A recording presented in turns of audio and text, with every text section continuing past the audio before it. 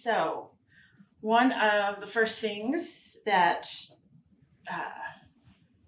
I wanted to go over was investing. That is something kind of a specialty of yours, something you've taken a great interest in. And have you seen a lot more hands raised? Has there been more opportunity to invest in real estate through this market, even though inventory is low and interest rates are good? Has there been a...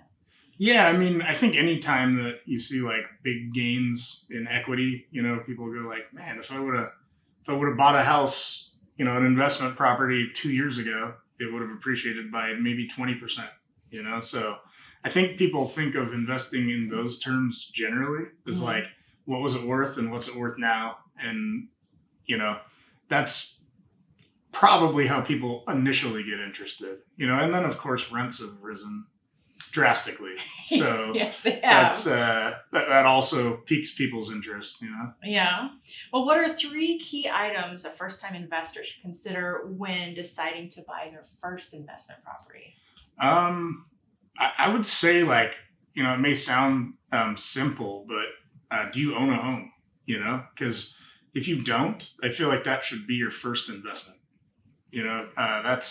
That's one of the ways that you can gain equity over time at 3.5%, which has pretty much been, the rule of thumb since as far back as you can track, on average. Of course, there's ups and downs, but besides that, the tax breaks and incentives that you get, and the fact that your monthly payment for housing is stabilized, you can lock in a payment for 30 years and nobody can raise rent on you. So, I mean, that's that's a good foundation, buy a home. That's your first investment, is buying the home you live, that you're going to live in. Yeah. And that doesn't mean always that that's the one they're going to stay in, right? Exactly. Yeah. I mean, doesn't mean you're going to stay there forever, but it's probably the first step to investing in real estate, in my opinion. Before you start thinking about buying investment properties, I mean, you could buy a duplex and live in one and rent the other, or, whatever, but a primary residence, it doesn't have to be a traditional single family, but a place to live, to me, is the first investment that you should make, Okay. And then sometimes it seems like everyone calls himself an investor. I'm sure you filled lots of calls with people who, want to dip their foot into the investment pool. How many types of investors are there? I mean, it would be hard to explain all of them. I mean, because there's so many different ways of doing it now. I mean, it's kind of an interesting time for real estate investors when you, like I said, when you get the big jump in equity like that and big jump in rents, people are finding new hustles, But I mean, the basic ones I think are, buy and hold investors.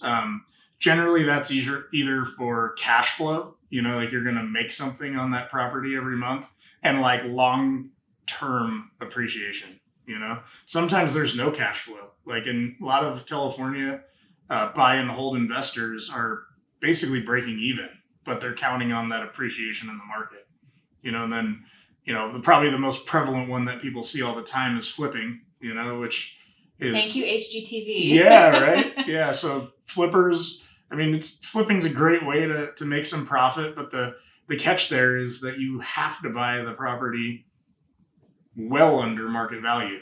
And in a market like we're in right now, it's challenging. It's not as easy to find them. I mean, we work with a lot of flippers, and we're patient, right? Like, we don't just buy any property, just because there's, wow, I could sell that for $100,000 more than what they're selling it for.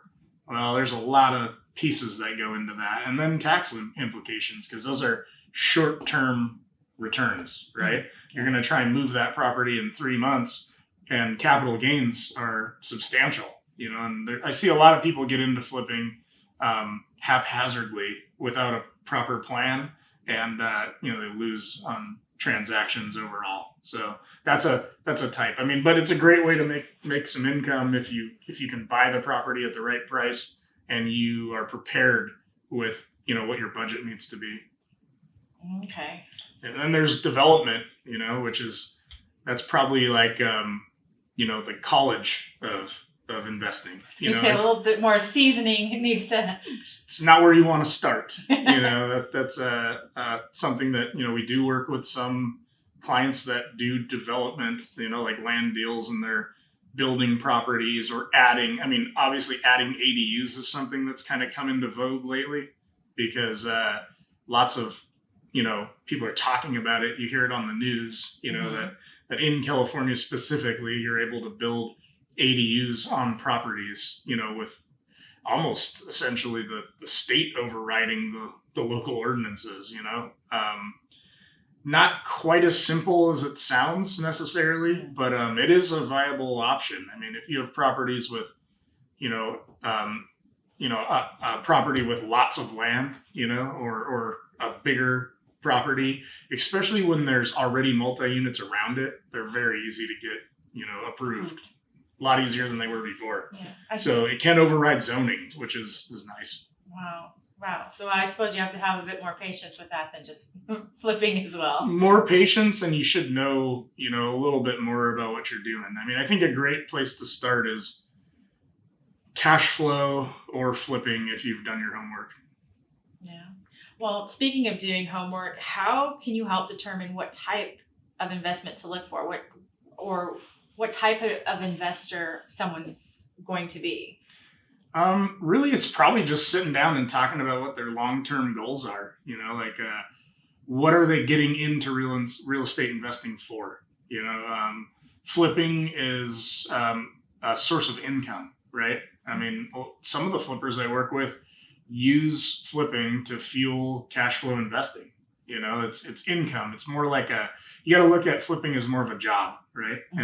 And development too. A lot of times they don't do that to hold the property, although they hold it for a period of time sometimes to realize the appreciation and some of the cash flow back. It's more of a long play than flipping. And then cash flow or buy and hold that's a full long play. It's almost like a retirement plan, although it doesn't need to be used for retirement. It's a way to supplement income and then realize long-term appreciation. Have you met people that that come to you and say, hey, I want to invest in this way, and then after a conversation you've helped them determine that that's not really what they want? Yeah, all the time. Yeah, it's really common. I guess the thing I look for is like the curiosity is great. I think it's one of the most viable ways to build long-term wealth is through real estate investing. But yeah, usually they change their path when they start to hear, what some of the details of those types of purchases, bring short-term, long-term, what have you. It's more like what are your goals and how do we put you on the right path to, have success in real estate investing. And it could be a mix of them all. But yeah, it's common that they come in with, I'm going to be a flipper. I've watched a lot of HGTV and that's my game plan.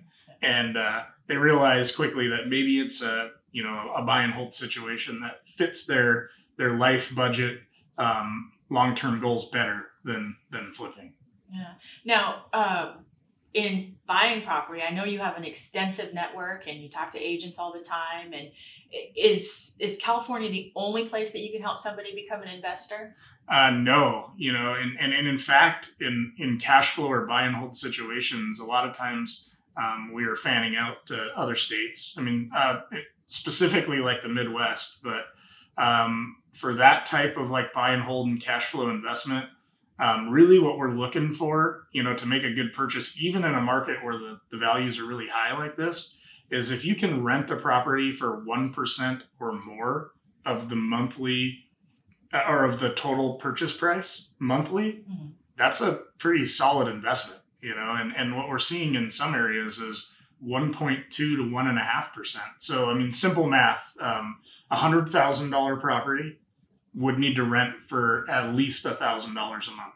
And if you could purchase that and it's in good shape and you don't have to put a bunch of money into it and you can slide a renter right in there for, $1,000 or $1,100 a month, it's going to bring a pretty good rate of return, even with 25% down. You might make, $300 or $400 a month and you got someone paying off that mortgage for you.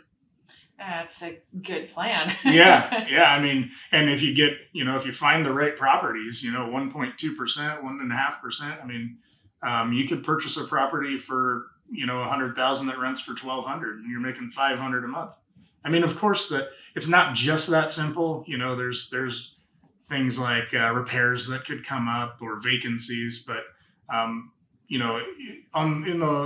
in the long run, that's going to be a solid investment. And that's assuming that the rents never increased. I mean, it would be a good investment if they never increased. If you have a 20 or 30-year loan, I can pretty much assure you the rents are going to go up during that period. Yeah, especially after what we've seen over the past couple of years, just in California alone. Yeah, and along with the rule that on average properties appreciate by 3.5% annually forever. As long as you sell them at the right time. Yeah, that's timing is everything, right? Yeah.